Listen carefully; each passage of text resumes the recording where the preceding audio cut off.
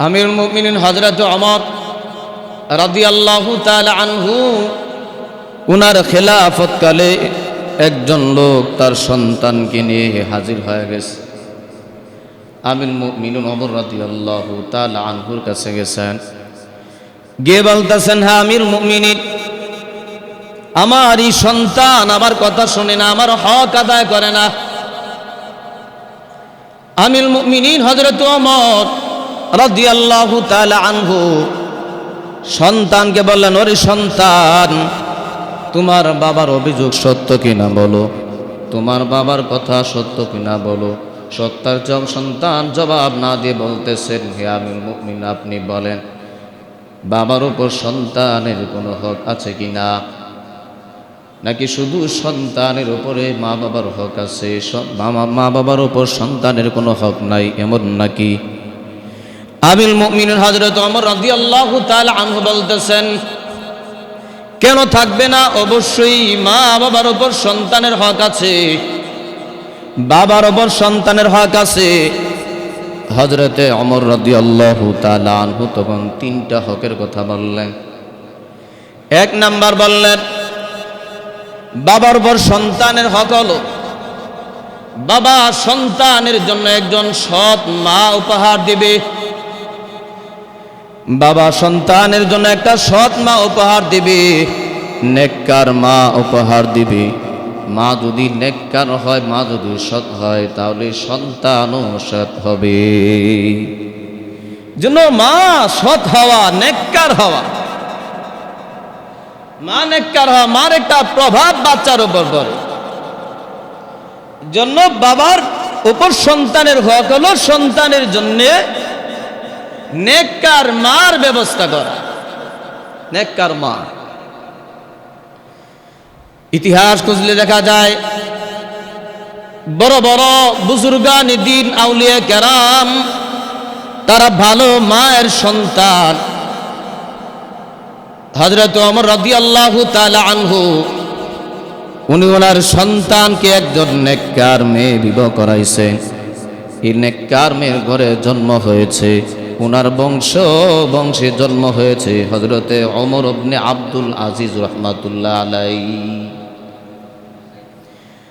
হযরত ওমর রাদিয়াল্লাহু তাআলা আনহুর অভ্যাস ছিল রাত্রিবেলা তিনি এলাকায় ঘুরতেন, মানুষের খবর নেওয়ার জন্য রাত্রিতে তিনি ঘুরতেন। কারণ শেষ রাত্রে মানুষের আসল অবস্থা ফুটে ওঠে, এই জন্যে তিনি রাস্তাঘাটে ঘুরতেন শেষ রাত্রে। এরই ধারাবাহিকতা একদিন হযরত ওমর রাদিয়াল্লাহু তাআলা আনহু তাহাজ্জুদের নামাজ আদায় করার পর রাস্তায় বের হয়ে গেলেন। বের হওয়ার পর দেখতেছেন এক বাড়ির পেছনে যাওয়ার পর তিনি আওয়াজ পাচ্ছেন ভিতর থেকে মা সন্তানকে বলতেছে, এ মেয়ে তাড়াতাড়ি ঘুম থেকে ওঠো, দুধ দহন করতে হবে, বাজারে বিক্রি করতে হবে, অনেক টাকা পয়সা প্রয়োজন, দুধে পানি দিয়ে বাজারে নিয়ে যাও, অনেক টাকা দরকার। মেয়ে মাকে বলতেছে, ও মা, আমিরুল মুমিনিন হযরত ওমর রাদিয়াল্লাহু তাআলা আনহু দুধের মধ্যে পানি মিশাতে নিষেধ করে দিয়েছেন। মা উত্তরে বলতেছেন, ও মেয়ে, আমিরুল মুমিনিন ওমর তো এখানে নাই, ওমর রাদিয়াল্লাহু তাআলা আনহু তো দেখে না, তাতে কি সমস্যা? মেয়ে বলতেছে, ও মা, যদিও ওমর দেখে না, কিন্তু আল্লাহ তাআলা তো দেখে। সুবহানাল্লাহ, আল্লাহ তাআলা দেখেন। যেহেতু আল্লাহ তাআলা দেখে, আল্লাহকে তো ফাঁকি দেওয়া যাবে না, বিচার তো একদিন হবে। এই মেয়ে কত সৎ একজন মেয়ে। ওমর রাদিয়াল্লাহু তাআলা আনহু এই কথা শোনার পর চলে গেলেন। পরের দিন এই মেয়েকে খবর দিয়ে ওনার রাজদরবারে নিলেন। নেয়ার পর নিজের সন্তানের সাথে এই নেককার মেয়ের বিবাহের ব্যবস্থা করে দিলেন। সন্তানের সাথে নেককার মেয়েকে বিবাহ দিয়ে দিলেন। একজন সন্তানকে নেককার বিবি ব্যবস্থা করে দিলেন। নেককার বিবি। এই মেয়ের গর্ভে, এই মেয়ের বংশে হযরতে ওমর ইবনে আব্দুল আজিজ রাহমাতুল্লাহ আলাইহির জন্ম হয়েছে। ওমর ইবনে আব্দুল আজিজ রাহমাতুল্লাহ আলাইহি আমিরুল মুমিনিন ছিলেন, একজন বাদশা ছিলেন, সৎ বাদশা ছিলেন। উনার জীবনের মধ্যে কোনো কলঙ্ক নাই, উনার জীবনের মধ্যে কোনো অংশ নিয়ে আজ পর্যন্ত কেউ অভিযোগ করতে পারে নাই। তিনি সাহাবী ছিলেন না, কিন্তু সাহাবীদের আদর্শে তিনি গড়া ছিলেন। ওই ওমর ইবনে আব্দুল আজিজ রাহমাতুল্লাহ আলাইহি, ওমর ইবনে আব্দুল আজিজ রাহমাতুল্লাহ আলাইহি কত সৎ, কত বিনয়ী একজন মানুষ ছিলেন। একটা ঘটনায় বহন করে ওমর ইবনে আব্দুল আজিজ রাহমাতুল্লাহ আলাইহি একদিন রাত্রিবেলা ইশার নামাজের পর চেরাগ জ্বালাইয়া, কেরোসিনের বাতি জ্বালাইয়া কি যেন লিখতেছিলেন। একজন মেহমান আসছে, মেহমান এসে দেখতেছেন বাতি নিভিয়ে করতেছে। মেহমান বলতেছে, আমিরুল মুমিনিন খাদেমকে ডেকে দেই, খাদেম তেল ভরে দিবে। আমিরুল মুমিনিন ওমর ইবনে আব্দুল আজিজ রাহমাতুল্লাহ আলাইহি বলেন, না না, খাদেম ঘুমিয়ে পড়ছে, খাদেমের ঘুমে ডিস্টার্ব করা যাবে না। মেহমান বলতেছে, আমিরুল মুমিনিন আপনি যদি অনুমতি দেন তাহলে আমি নিজেই তেল ভরে দেই। ওমর ইবনে আব্দুল আজিজ রাহমাতুল্লাহ আলাইহি বলতেছেন, না না, মেহমান দিয়ে কাজ করানো ভদ্রলোকের কাজ না। নিজে উঠে গেলেন, উঠে গিয়ে তেল ভরে নিয়ে আসলেন। মেহমান, আমিরুল মুমিনিন একজন বাদশা এই কাজ করেছে। অবাক হয়ে প্রশ্ন করলেন, আমিরুল মুমিনিন আপনি নিজে কাজটা করলেন, আপনি নিজেই কাজটা করলেন? অবাক হয়ে বারবার বলতেছেন। ওমর ইবনে আব্দুল আজিজ রাহমাতুল্লাহ আলাইহি বলতেছেন, এতে কি সমস্যা? এই কাজ করার পূর্বে আমার নাম ওমর ইবনে আব্দুল আজিজ ছিল, এই কাজটা করার পরেও তো আমার নাম ওমর ইবনে আব্দুল আজিজে রয়ে গেছে, এতে কি সমস্যা? কোরআনের একটা আয়াত তিলাওয়াত করলেন, ইন্নাহু লা ইউহিব্বুল মুস্তাকবিরিন। আল্লাহ তাআলা অহংকারীকে পছন্দ করেন না। কত বিনয়ী ছিলেন সে ওমর ইবনে আব্দুল আজিজ রাহমাতুল্লাহ আলাইহি। আল্লাহর একজন ওলি ছিলেন, নেককার একজন বাদশা ছিলেন। এই নেককার বাদশা ওমর ইবনে আব্দুল আজিজ রাহমাতুল্লাহ আলাইহি ওই মেয়ের বংশের মধ্যে জন্ম নিয়েছে। যেই মেয়ে বলেছে পানিতে, দুধের মধ্যে পানি মিশালে আল্লাহ দেখে, ওমর রাদিয়াল্লাহু তাআলা আনহু না দেখলেও আল্লাহ তো দেখে, তার হিসাব দিতে হবে। পানি মিশানো আমার দ্বারা সম্ভব না। ভালো একজন মায়ের গর্ভে ভালো সন্তান জন্ম হয়েছে, ভালো সন্তান। প্রত্যেক বাবার উপরও কর্তব্য সন্তানকে, তার নাতিপুতিদের জন্য ভালো একটা মায়ের ব্যবস্থা করা, সন্তানকে ভালো একটা মেয়ে বিবাহ করান। এটা প্রত্যেকটা মা বাবার উপর সন্তানের এটা দায়িত্ব, সন্তানের কর্তব্য, সন্তানের প্রতি মা বাবার কর্তব্য এটা। মা বাবা একটা ভালো মেয়ে খুঁজবে নিজের সন্তানের জন্য, নেককার মেয়ে। বর্তমানে তো উল্টো হয়ে গেছে, নেককার মেয়ে খুঁজে না, ফ্যাশনওয়ালা খুঁজে। হ্যাঁ, শুধু তাই না, তাও যৌতুক নেওয়ার আশায় যে কোনো একটা মেয়ে পাইছে, টাকা বেশি, বাস মেয়ে হয়ে নিয়ে আসে। যৌতুক সম্পূর্ণ হারাম, সম্পূর্ণ হারাম। একজন বাবা নেককার একটা মেয়ে তার সন্তানের জন্য আনবে, নেককার মেয়ে। আমরা যে ধর্ম গ্রহণ করেছি ইসলাম ধর্ম, ইসলাম ধর্মের দাবি এটা, ইসলাম ধর্মের দাবি, মুসলমানিত্বের দাবি, সন্তানের জন্য একটা নেককার মেয়ে আনা। قال رسول الله صلى الله عليه وسلم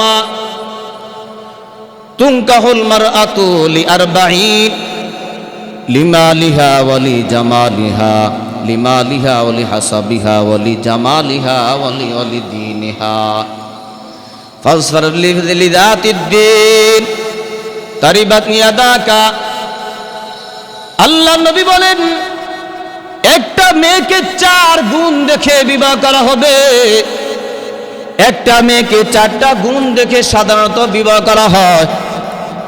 1 নাম্বার, সম্পদ কেমন আছে, সম্পদ কম না বেশি, সম্পদ দেখে বিবাহ করা হয়। 2 নাম্বার, তার বংশটা কেমন, বংশ ভালো কিনা, বংশ দেখে বিবাহ করানো হয়। 3 নাম্বার, সৌন্দর্য সুন্দর কিনা, সৌন্দর্যতা দেখে বিবাহ করানো হয়। 4 নাম্বার, তার দিনদারিত্ব কেমন, দিনদারিত্ব আছে কিনা, ওই দিনদারিত্ব দেখে বিবাহ করানো হয়। সাধারণত 4টা গুণ দেখে বিবাহ করানো হয়। আল্লাহ নবী বলেন, ফাসফার বিযাতিদ দ্বীন, হে আমার উম্মত, তোমরা দিনদারিত্বকে প্রাধান্য দাও। সবগুলো গুণ যদি পাও তাহলে তো ভালো, সবগুলো গুণ যদি না পাও, যদি দিনদারিত্ব পাও, তাহলে তোমার ছেলেকে তুমি বিবাহ করাতে পারো। দিনদারিত্ব পাও, দিনদারিত্বকে প্রাধান্য দাও। বর্তমানে তো দিনদারিত্বকে প্রাধান্য দেওয়া হয় না, সম্পদকে প্রাধান্য দেওয়া হয়, সৌন্দর্যটাকে প্রাধান্য দেওয়া হয়, দিনদারিত্ব পিছনে থাকে। অথচ দিনদারিত্ব থাকবে 1 নম্বরে, এরপরে বাকিগুলো পেলে আলহামদুলিল্লাহ, কিন্তু 1 নম্বরে দিনদারিত্ব। আল্লাহ নবী বলেন, দিনদারিত্বকে প্রাধান্য দাও। তারিবাত ইয়াদাকা, তোমার উভয় হস্ত ধুলাবালিতে মসৃণ হোক। এই শব্দটা তিরস্কার করার জন্য ব্যবহার করা হয়। আল্লাহ নবী বুঝাইলেন, ওরে আমার উম্মত, তুমি মুসলমান দাবি করো, আমার উম্মত দাবি করো। মুসলমান দাবি করার পর, আমার উম্মত দাবি করার পর, এরপরও তুমি আমার তরিকা বাদ দিয়ে ফেলছো। দিনদারিত্বকে যে প্রাধান্য দিবা, এই দিনদারিত্বকে তুমি প্রাধান্য দাও না।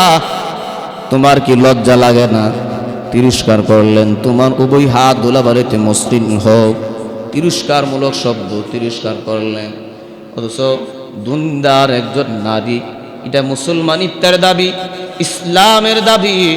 একজন দিনদার মেয়েকে নিজের সন্তানের জন্য নির্বাচন করা, দিনদার মেয়ে নিজের ছেলের জন্য নির্বাচন করা, দিনদার ছেলে নিজের মেয়ের জন্য নির্বাচন করা।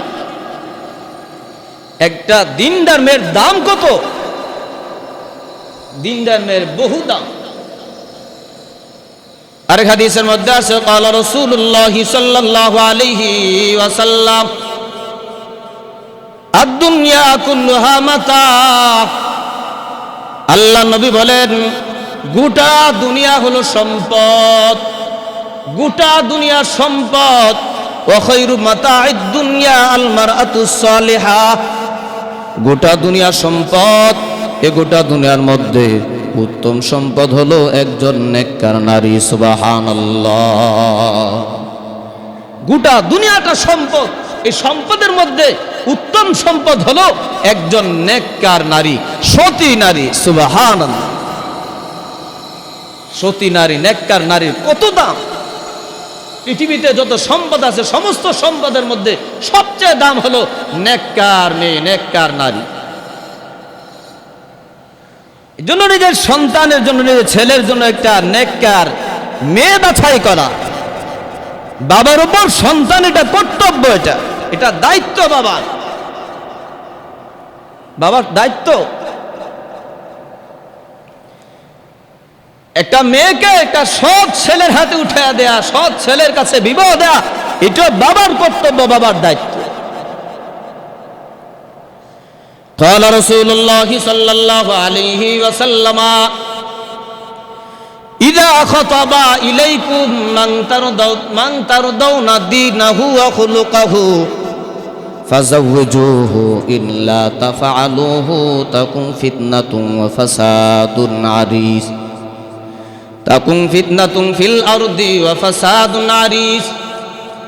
আল্লাহ নবী ইরশাদ করেন, ওরে আমার উম্মত, তোমাদের কাছে তোমাদের কন্যার জন্য এমন কোন ছেলে যদি বিবাহের প্রস্তাব দেয়, কোন ছেলে যদি তোমার কন্যার জন্য বিবাহের প্রস্তাব দেয়, যে সন্তান, যে ছেলের চরিত্রের উপর তুমি সন্তুষ্ট, তার দিনদারিত্বের উপর তুমি সন্তুষ্ট, ওই ছেলে একটা দিনদার ছেলে, পরহেজগার মুত্তাকি একটা ছেলে, তার চরিত্র আখলাক আদব আখলাক অনেক ভালো, তুমি তার আদব আখলাক দিনদারিত্বের উপর তুমি সন্তুষ্ট, ওই ছেলে যদি তোমার মেয়ের জন্য বিবাহের প্রস্তাব দেয়, ফাসাফিজুহু, তাহলে তোমার মেয়ে তার কাছে বিবাহ দিয়ে দাও।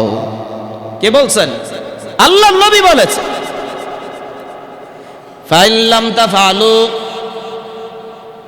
আর যদি এমন না করো, ফাইন লা তাফআলু, আর যদি এমন না করো, তোমার মেয়েকে যদি বিবাহ তার কাছে না দাও, তাকুন ফিল আরদি ফাসাদ, তাকুন ফিল আরদি ফিতনা, জমিনে ফিতনা ছড়াবে, ফাসাদুন আরিজ, দীর্ঘ ফাসাদ ছড়িয়ে পড়বে।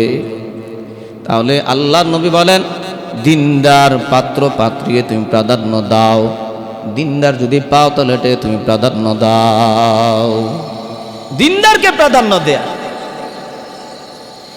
সন্তানের প্রতি মা বাবার কর্তব্য হলো, মা বাবা সন্তানকে একটা দিনদার বিবির ব্যবস্থা করে দেয়। টাকা পয়সার দিকে না চাওয়া, যৌতুকের দিকে না চাওয়া। হাদিসের মধ্যে আসছে টাকা পয়সার যে কথা, সাধারণত মাল দেখে বিবাহ করা, এটা যৌতুকের কথা বলে নাই, যৌতুকের কথা বলে নাই। যদি তার অর্থ সম্পদ থাকে সে এমনিই হয়তো দিতে পারে, চেয়ে আনার কথা না। মেয়ের বাড়ি থেকে চেয়ে যে কোনো বস্তু, 1 টাকার জিনিসও যদি মেয়ের বাড়ি থেকে সন্তান, ছেলে অর্থাৎ স্বামী চেয়ে আনে, এটা যৌতুক হবে, সম্পূর্ণ হারাম হবে, সম্পূর্ণ হারাম। এই জন্য খুব খেয়াল করে চলতে হবে, হিসাব করে চলতে হবে। আর যারা এখনো বিবাহ করে নাই, যুবক, তাদের জন্য উপদেশ, তারাও যেন তাদের সন্তানদের জন্য ভালো একটা মায়ের ব্যবস্থা করে, ভালো মায়ের ব্যবস্থা করে, অর্থাৎ বিবাহ করবে নেককার একটা মেয়েকে, যেন তার ভবিষ্যৎ প্রজন্ম সন্তানগুলো নেককার হয়। মা উপহার দিতে হবে সন্তানকে। এই জন্য কর্মজীবী হওয়া চাই, যুবকরা কর্মজীবী হওয়া চাই। কর্মজীবী হলে না বিবাহ করে, নিজের বিবির খরচ তো বহন করতে হবে, সংসার চালাতে হবে, খরচ বহন করতে হবে, যেন কর্মজীবী হওয়া। ইসলামও বলে কর্মজীবী হও, ইসলাম বলে তুমি উপার্জনে লেগে যাও। ফাইদা কুজিয়াতিস সালাতু ফান্তাশিরু ফিল আরদি ওয়াবতাগু মিন ফাদলিল্লাহ।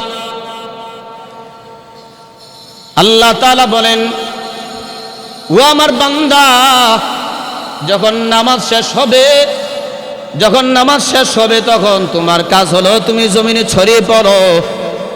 আমি আল্লাহ তাআলার অনুগ্রহ তালাশ করো, সম্পদ তালাশ করো, রিজিক তালাশ করো। বসে থাকার কোনো দরকার নাই, উপার্জনে লেগে যাও, উপার্জন করো। তাহলে উপার্জন করা এটা শরীয়তের চাহিদা, শরীয়তের মানসা। এই জন্য যুবক যারা বিবাহ করবে তারা উপার্জনে লেগে যেতে হবে, কারণ নিজের বিবির খরচাদি বহন করা লাগবে। যদি খরচাদি বহন করার মতো তার সক্ষমতা থাকে, আল্লাহর নবী বলেন তুমি বিবাহ করে ফেলো। কারণ যদি বিবাহ করে যুবক, তাহলে আমল আখলাক ভালো থাকবে। আল্লাহ নবী ইরশাদ করেন, ক্বালা রাসূলুল্লাহ সাল্লাল্লাহু আলাইহি ওয়াসাল্লাম, ইয়া মা'শারাশ শাবাব মান ইসতাতা'a মিনকুমুল বা'ata ফালইয়াতাযাওয়াজ ফাইন্নাহু আগাদ্দু লিল বাসারি ওয়া আহসানু লিল ফারজি ওয়া মান লাম ইয়াস্তাতি' আলাইহি ওয়া মান লাম ইয়াস্তাতি' ফা'আলাইহি বিস-সাওম ফাইন্নাহু লাহু ফিজা। আল্লাহ নবী বলেন, ও যুবকের দল, তোমাদের মধ্যে যে বিবাহ করার সামর্থ্য আছে, নিজের বিবির খরচাদি বহন করার যোগ্যতা আছে, সামর্থ্য আছে, যার আছে সে যেন বিবাহ করে ফেলে। কারণ যদি বিবাহ করো ফানাগাদুল বাসার, তোমার দৃষ্টি কে নিচু রাখবে? বিবাহ করার খাতিরে দৃষ্টি নিচু থাকবে, চোখ দ্বারা গুনাহ হবে না। ওয়াহসানুল ফারজি, লজ্জাস্থানের জন্য অনেক অনেক পবিত্রতা হবে, লজ্জাস্থান হেফাজত থাকবে। ওরে যুবক, যৌবনের তাড়না, যৌবনের জ্বালা তো আল্লাহ তাআলা দিয়েছেন। যদি তোমার তৌফিক না থাকে, বিবাহ করার সক্ষমতা যদি না থাকে, তুমি চাকরিজীবী না, তুমি বেশি একটা উপার্জন করতে পারো না, তাহলে যেহেতু যৌবন আল্লাহ তাআলা দিয়েছেন, নিয়ন্ত্রণে রাখার জন্য দায়িত্ব হলো ফাআলাইহি বিসসাওম, তুমি রোজা রাখো, তুমি রোজা রাখো। ফাইন্নাহু লাহু বিজা, কারণ এই রোজা রাখতে রাখতে এক সময় তোমার শাহওয়াত যৌবন দুর্বল হবে, গুনাহ থেকে তুমি পরিত্রাণ পাইবা। যতদিন পর্যন্ত দুর্বলতা না আসবে ততদিন পর্যন্ত রোজা রাখতে থাকবে যুবক। গুনার দিকে যেন মন না যায়, গুনার দিকে যেন মন না যায়, শুধু রোজায় রাখবে। রোজা রাখার পাশাপাশি চাকরির ব্যবস্থা, চাকরি খুঁজবে, চাকরির ব্যবস্থা করবে, উপার্জনের চিন্তাধারা থাকবে, ব্যবস্থা করতে থাকবে। আবার অনেক যুবক আছে এমন, হুজুর কামাই অল্প, অল্প কামাই, সাহস করতে পারতেছি, অল্প উপার্জন করে। অল্প উপার্জন যদি করেন, সাহস করে ফেলেন, বরকত দিবে কে? আল্লাহ। সাহায্য করবে কে? আল্লাহ। ওটা আরেক হাদিসের মধ্যে আসছে, বিবাহ করলে বরকত হয়, উপার্জনে বিবাহ করলে বরকত আসে। قال رسول الله صلى الله عليه وسلم ثلاثة حق على الله عونهم, আল্লাহ নবী বলেন, তিন ব্যক্তি এমন আছে যাদেরকে সাহায্য করা আল্লাহ তাআলার কর্তব্য। তিন শ্রেণীর মানুষ এমন আছে যাদেরকে সাহায্য করা আল্লাহ তাআলার জিম্মাদারি, আল্লাহর কর্তব্য। এক নাম্বার আল মুকাতাবুল্লাযী ইউরিদুল আদা, আল্লাহ নবী বলেন, ওই গোলাম, যে গোলাম তার মনিবের সাথে চুক্তি করছে, নির্ধারিত একটা অর্থ যদি মনিবকে আদায় করতে পারে, মনিব আজাদ করে দিবে। ওই গোলাম, যে গোলাম নির্ধারিত মনিবের সাথে চুক্তিকৃত অর্থ আদায় করার জন্য আল্লাহর রাস্তায় অর্থ আদায় করার জন্য চেষ্টা করে, আল্লাহর নবী বলেন তাকে সাহায্য করা আল্লাহ তাআলার কর্তব্য। দুই নাম্বার ওয়ান্নাকিহুল্লাযী ইউরিদুল আফাফা, ওই ব্যক্তি যে বিবাহ করে এ নিয়তে যে আমি বিবাহ করব, পবিত্র থাকতে পারবো, গুনাহমুক্ত জীবন যাপন করতে পারবো, এই জন্য আমি বিবাহ করি। গুনাহমুক্ত জীবন যাপন করার উদ্দেশ্যে যে বিবাহ করে, আল্লাহ নবী বলেন আল্লাহর কর্তব্য হলো ওই যুবক, ওই বিবাহকারী ব্যক্তিকে সাহায্য করা। সুবহানাল্লাহ। তাহলে নিজের পবিত্র থাকার উদ্দেশ্যে যদি বিবাহ করে, আল্লাহ তাআলার কর্তব্য হয়ে যায় তাকে সাহায্য করা, সহযোগিতা করা। আর বাস্তবেই দেখা গেছে যারা বিবাহ করে ফেলে, আল্লাহ তাআলা তার রিজিকের দরজা খুলে দেয়। আবার সন্তান যদি হয় তাহলে আল্লাহ তাআলা রিজিক আরো বাড়ায় দেয়। অনেকে মনে করে আমরাই তো চলতে পারি না, আবার সন্তান নেব, কিভাবে চলবে? না, আল্লাহ তাআলার রিজিকের মালিক আল্লাহ। হাদিসে কুদসিতে এসেছে, আল্লাহ তাআলা বলেন, আনা ইনদা যন্নি আবদি বি, ও বান্দা, ও বান্দি, আমি আমার বান্দা বান্দির সাথে তেমন আচরণ করি আমার বান্দা বান্দি যেমন আচরণ করে। আমার বান্দা বান্দি যদি মনে করে, বান্দা বান্দি যদি মনে করে টাকা পয়সা আমি পাইছি অল্প, এগুলো ছাড়বো না, খরচ করব না, তাহলে তার দরকার নেই, আল্লাহ দেন না। টাকা পয়সা যা পাইছি খরচ করব না, রেখে দেই, তাহলে তার প্রয়োজন নাই, জন্য আল্লাহ তাআলা দিবেন না। আর যদি এগুলো খরচ হয় তাহলে প্রয়োজন, আল্লাহ তাআলারও দিতে থাকেন। বান্দা বান্দি যদি মনে করে আমরা দুইজন যা পাই চলতে পারি, সন্তান হইলে চলবে কিভাবে, যদি মনে করে আল্লাহ ব্যবস্থা করবে, সন্তান নেই, তাহলে বাস্তবেই আল্লাহ তাআলা ব্যবস্থা করে দিবে, বাস্তবেই আল্লাহ ব্যবস্থা করবে। আরেক হাদিসের মধ্যে আছে, ক্বালা রাসূলুল্লাহি সাল্লাল্লাহু আলাইহি ওয়াসাল্লাম, ইন্নামা তুনসারুনা ওয়া তুরযাকুনা বিদুআফাইকুম। আল্লাহর নবী প্রত্যেক সন্তানের মা বাবাকে সম্বোধন করে বলেন, ও সন্তানের মা, সন্তানের বাবা, তোমাদেরকে যে সাহায্য করা হয়, রিজিক দেওয়া হয়, এটা কেন জানো? এটা দেয়া হয় তোমাদের দুর্বল সন্তানদের কারণে। মনে করবা না তোমাদের কারণেই, তোমাদের যোগ্যতায় এই রিজিক, এই অর্থ পাইছো। না না, এই রিজিক, এই অর্থ, এ দুনিয়াবি সম্পদ তোমাদের দুর্বল সন্তানদের কারণে দেয়া হয়। কোরআন হাদিস থেকে বোঝা যায় আল্লাহ রব্বুল আলামিন সাহায্য করতে থাকেন। আল্লাহ তাআলা যে বিবাহ করে না, বিবাহ করলে আল্লাহ সাহায্য করেন। যদি সন্তান দুনিয়াতে আসে, আল্লাহ তাআলা রিজিক আরো বাড়া দেন, তাহলে সন্তানদের কারণে আল্লাহ তাআলা রিজিক বাড়াইতে থাকেন। সন্তানদের কারণে রিজিক বাড়ান। এই জন্য যে যারা যুবক, এক নাম্বার বলেছি ইনকাম সোর্সের ব্যবস্থা করা, চাকরির ব্যবস্থা করা। দুই নাম্বার হলো যতটুকুই ব্যবস্থা হয়েছে সাহস করে বিবাহ করলে আল্লাহ তাআলা রিজিকের ব্যবস্থা করে দিবেন। এই দম্পতিকে সাহায্য করা আল্লাহ তাআলার কর্তব্য হয়ে যায়, আল্লাহ তাআলার কর্তব্য হয়ে যায়। তো বলতেছিলাম, মা বাবার উপর সন্তানের প্রতি দায়িত্ব হলো সন্তানকে একটা দিনদার, নিজের ছেলের সন্তানের জন্য দিনদার পাত্রীর ব্যবস্থা করা, আর মেয়ের জন্য দিনদার পাত্রের ব্যবস্থা করা। বিবাহ শাদীর মধ্যে খরচ যত কম হবে তত বরকত, যত খরচ কম হবে তত বরকত হবে। এটা হাদিসের কথা।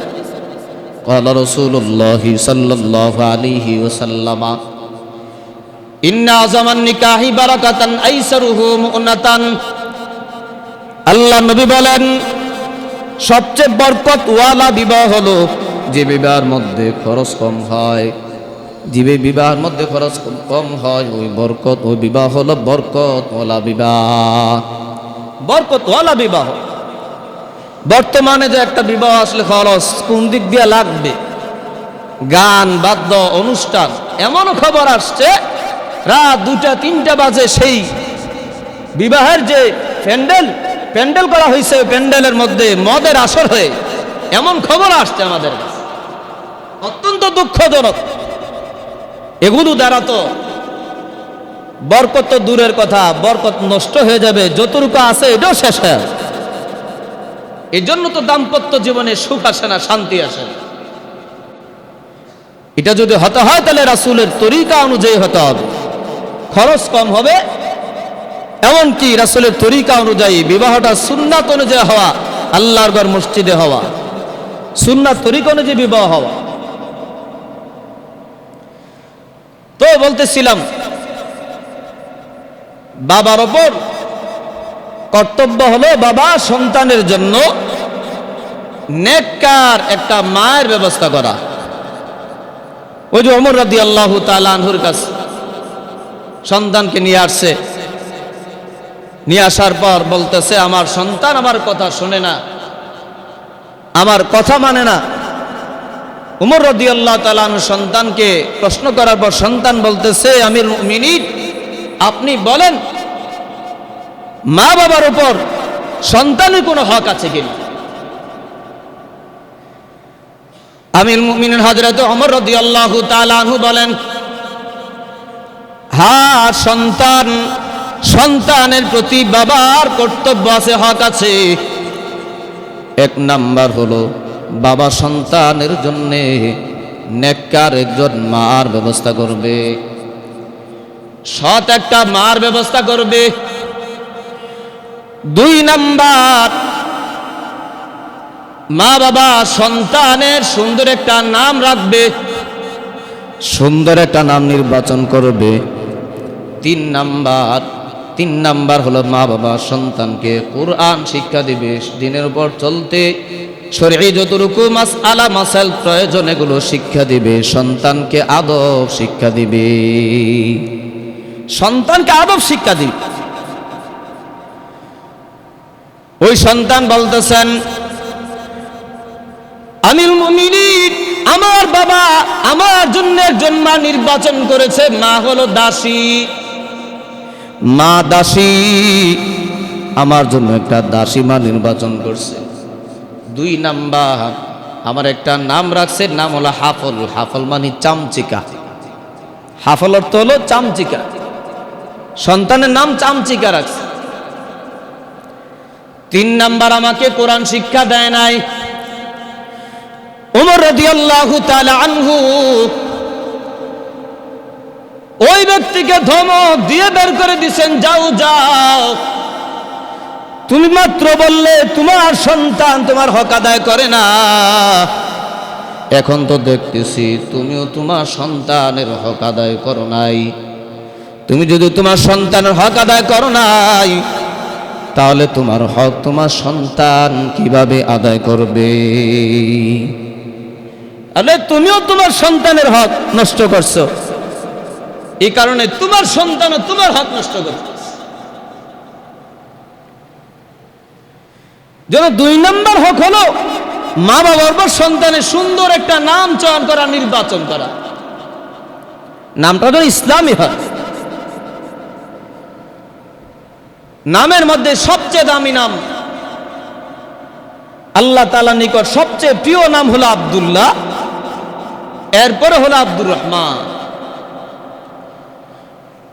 قال رسول الله صلى الله عليه وسلم, আল্লাহ নবী ইরশাদ করেন, ইন্না আহাব্বা আসমাইকুম ইলাল্লাহি আব্দুল্লাহ ওয়া আব্দুর রহমান। ও আমার উম্মত, তোমাদের নামের মধ্যে আল্লাহ তাআলার নিকট সবচেয়ে প্রিয়, সবচেয়ে পছন্দনীয় নাম, সবচেয়ে পছন্দনীয় নাম হলো আব্দুল্লাহ, তারপরে হলো আব্দুর রহমান। আব্দুল্লাহ সবচেয়ে প্রিয় নাম কেন আল্লাহ তাআলার, তারপরে আব্দুর রহমান কেন? কারণটা হলো আল্লাহ তাআলার অনেকগুলো নাম, অনেকগুলো নামের মধ্যে সবচেয়ে প্রিয় নাম হলো আল্লাহ, সবচেয়ে প্রিয় নাম হলো আল্লাহ। 2 নাম্বারে সবচেয়ে প্রিয় হলো রহমান। আল্লাহর পরে 2 নাম্বার পছন্দনীয় নাম হলো রহমান। যেহেতু সবচেয়ে প্রিয় নাম আল্লাহ, এই জন্য আল্লাহর সাথে সম্পর্ক রেখে যে নাম সেটা আব্দুল্লাহ, আল্লাহর বান্দা। আল্লাহ তাআলার সাথে নামের সম্পর্ক হওয়ার কারণে আল্লাহ নবী বলেন, আল্লাহ তাআলার কাছে নামটা আব্দুল্লাহ নামটা অনেক পছন্দনীয়। যেহেতু 2 নাম্বার আল্লাহ তাআলার প্রিয় নাম হলো রহমান, ওই রহমানের সাথে নামের বান্দাস নামের সম্পর্ক হওয়ার কারণে আব্দুর রহমান। আব্দুর রহমানটা হলো 2 নাম্বারে সবচেয়ে প্রিয় নাম। সবচেয়ে প্রিয় নাম এই 2টা। এরপরও নাম রাখলে শরিয়াত সম্মত নাম, অর্থবহ নাম রাখা। কারণ হাসরের ময়দানে প্রত্যেকটা মানুষের নাম নিয়ে আল্লাহ তাআলা ডাকবেন। হাসরের ময়দানে প্রত্যেকটা মানুষের নাম, বাপ দাদার নাম সহ আল্লাহ তাআলা হাসরের ময়দানে ডাকবেন। এটা হাদিসের মধ্যে আছে। রাসূলুল্লাহি সাল্লাল্লাহু আলাইহি ওয়াসাল্লাম, তুদআউনা ইয়াউমাল কিয়ামা বিআসমাইকুম ওয়া আসমাই আবাইকুম ফাআহসিনু আসমাআকুম। আল্লাহ নবী ইরশাদ করেন, হে আমার উম্মত, হাসর ময়দানে তোমাদেরকে তোমাদের নাম নিয়ে ডাকা হবে, তোমাদের বাপ দাদার নাম নিয়ে ডাকা হবে। যেহেতু হাসর ময়দানে তোমার নামটা আল্লাহ তাআলা উচ্চারণ করবেন, এই জন্য তোমার নামটা যেন সুন্দর হয়, সুন্দর একটা নাম রাখো। নামটা যেন সুন্দর হয়, যে কোনো নাম যেন না হয়, নামটা অর্থবহ যেন হয়। অনেকে আমাদের এই দেশে অনেকে শাহিনশাহ নাম রাখে। শাহিনশাহ, শাহিনশাহ হলো মালিকুল আমলাক, বাদশার বাদশাহ।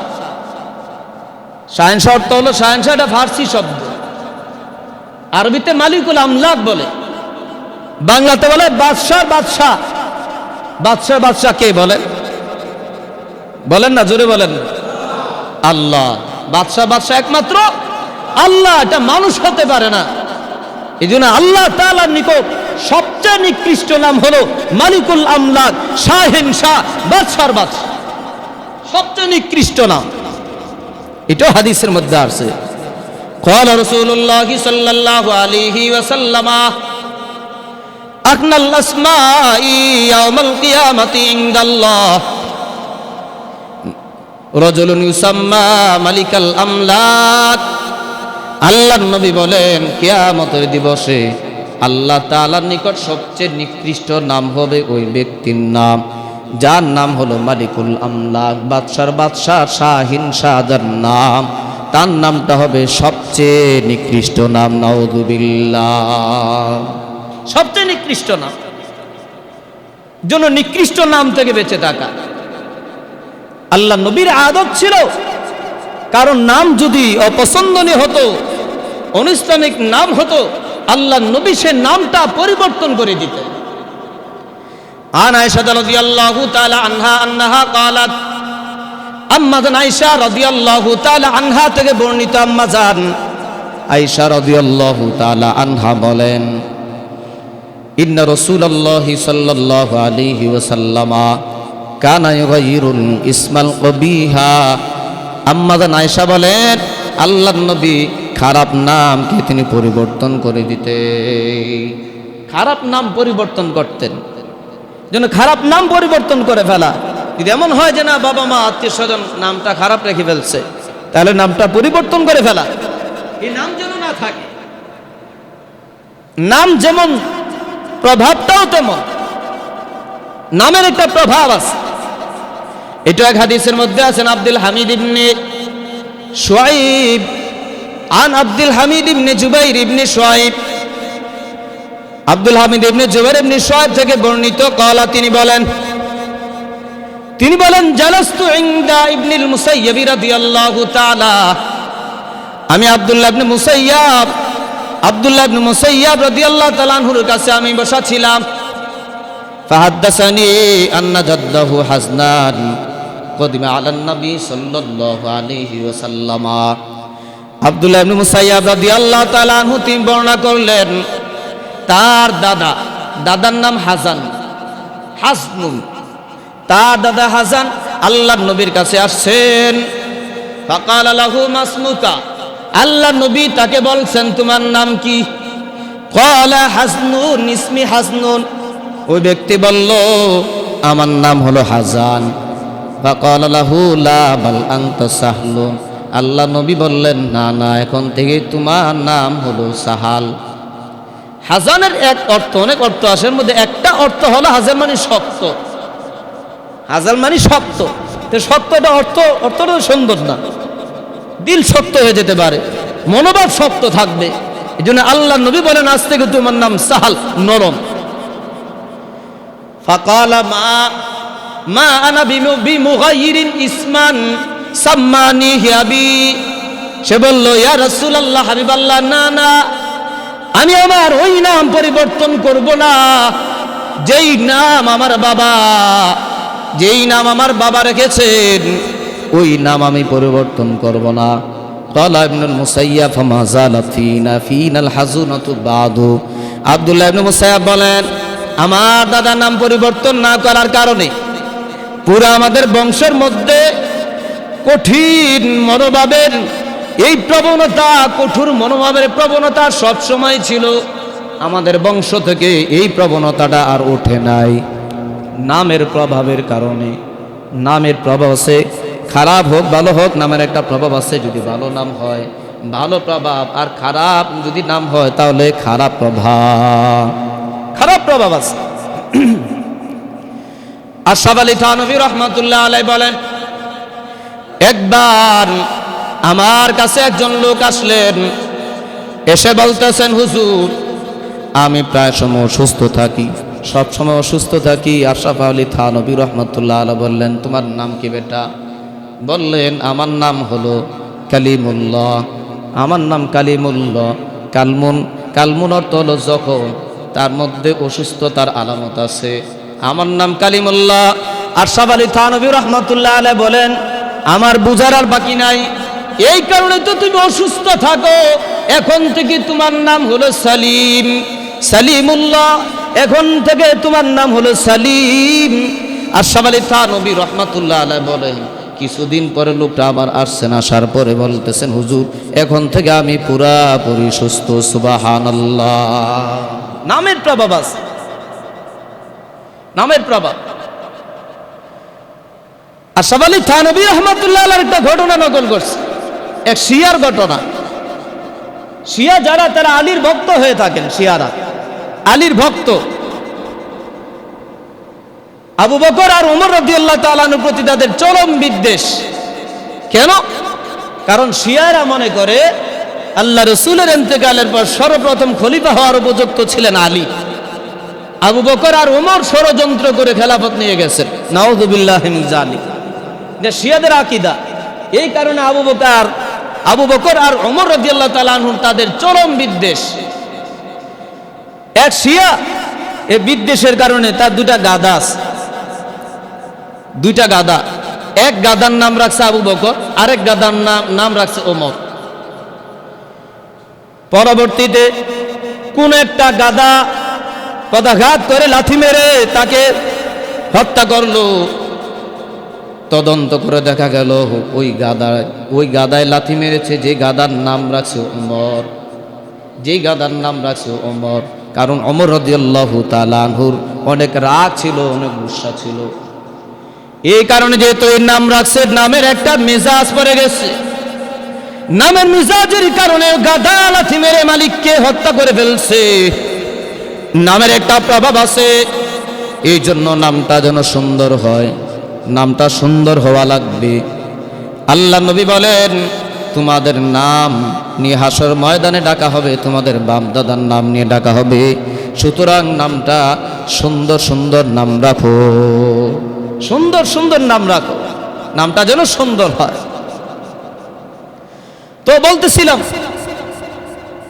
মা বাবার উপর সন্তানের 1 নম্বর হক, বাবার উপর সন্তানের 1 নম্বর হক, বাবা সন্তানের জন্য ভালো একটা মা উপহার দিবে। জন্য যারা এখনো বিবাহ করে নাই, তাদের সুবর্ণ সুযোগ রয়ে গেছে যে আমি আমার সন্তানকে ভালো একটা মা উপহার দিব, নেককার মেয়ে। বাস্তবেই প্রত্যেকে যদি নেককার ছাড়া বিবাহ না করত, সমাজে প্রত্যেকটা মেয়ে নেককার হইত। প্রত্যেকটা মেয়ের বাবা তার মেয়েকে নেককার বানানোর চেষ্টা করত। যদি সবাই নেককার বিবাহ, তাহলে সন্তানের জন্য একটা নেককার মেয়ে উপহার দিবে। বাবার উপর আরেকটা কর্তব্য হলো, বাবা তার সন্তানকে একটা নেককার বিবির ব্যবস্থা করে দেয়া। আরেকটা কর্তব্য হলো সন্তানের সুন্দর একটা নাম চয়ন করা। বর্তমানে দেখা যায় যে ইমাম সাহেবকে নেয় একটা নাম রাখতে, ইমাম সাহেব একটা নাম রেখে দেয় ঠিক, কিন্তু এই নাম দিয়ে ডাকে না, ডাকে তাদের নাম দিয়ে। কারণ একটা ভালো একটা নাম রাখলে ইমাম সাহেবরে দিয়ে, যেই নাম দিয়ে ডাকা হবে না, ভালো নাম, এটা যদি সে ডায়েরিতে পড়ে থাকে, ডাকা হলো না, এই নামের কোনো ফায়দা নেই। এই জন্য আমি বলে থাকি যে আপনারা একটা চয়েস করুন, অনেকগুলো নামের মধ্যে একটা চয়েস করেন, যদি নামটা ইসলামী হয় এটাই রায়। তাও আপনাদের চয়েসপূর্ণ নাম থাকুক, এই নাম দিয়ে আপনারা রাখেন। এই জন্য সন্তানের ভালো একটা নাম রাখা। 3 নাম্বার, সন্তানকে কোরআন শিক্ষা দেয়া, মাসআলা মাসাইল শিক্ষা দেয়া, দ্বীনের উপর চলতে যতটুকু লাগেল শিক্ষা দেয়া, আদব শিক্ষা দেয়া। এগুলো মা বাবার উপর